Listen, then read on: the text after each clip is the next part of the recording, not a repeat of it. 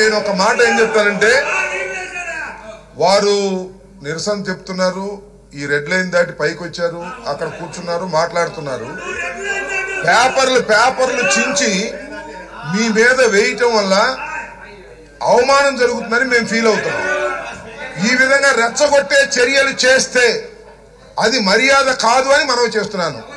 మరొక్కసారి మనవి చేస్తున్నాను, మీరు కాగితాలు చించి స్పీకర్ మీద వేయటం అనేది మీరు అవమానకరంగా వ్యవహరిస్తున్నారు. మా సభ్యులను సభను రెచ్చగొడుతున్నారు, జాగ్రత్త. మరొకసారి చెప్తున్నా, మీరు ఎంతసేపు అయినా నిరసన చెప్పండి.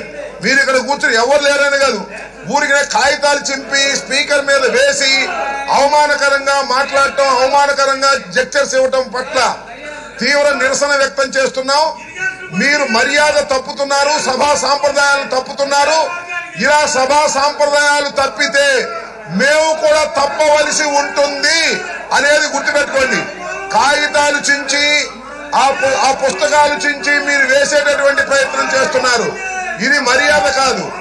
అసలు మీరు సభలో ఉండదలుచుకున్నారా, వెళ్ళదలుచుకున్నారా? వెళ్ళదలుచుకుంటే చెప్పండి, మీ అంతటా మీరు వెళ్ళండి. ఒకటి లేదు, సస్పెండ్ చేయించుకుంటారా చేయించుకోండి, లేదు అలా కూడా వెళ్ళరు, మార్షల్ తో నెట్టించుకుంటారా నెట్టించుకోండి. Options are yours. అంతే తప్ప ప్రతిసారి అడ్డం వచ్చి కాగితాలు చింపి, అక్కడ ఉన్నటువంటి అమూల్యమైనటువంటి కాగితాలు చింపి మీరు స్పీకర్ మీద వేయటాన్ని మేము నిరసిస్తున్నాం. అది తప్పుపడుతున్నాం, అది సాంప్రదాయం కాదని చెప్తున్నాం. అలా చేయటం వల్ల మేము రెచ్చిపోవాల్సిన పరిస్థితి ఏర్పడుతుందని కూడా సున్నితంగా హెచ్చరిస్తున్నాం.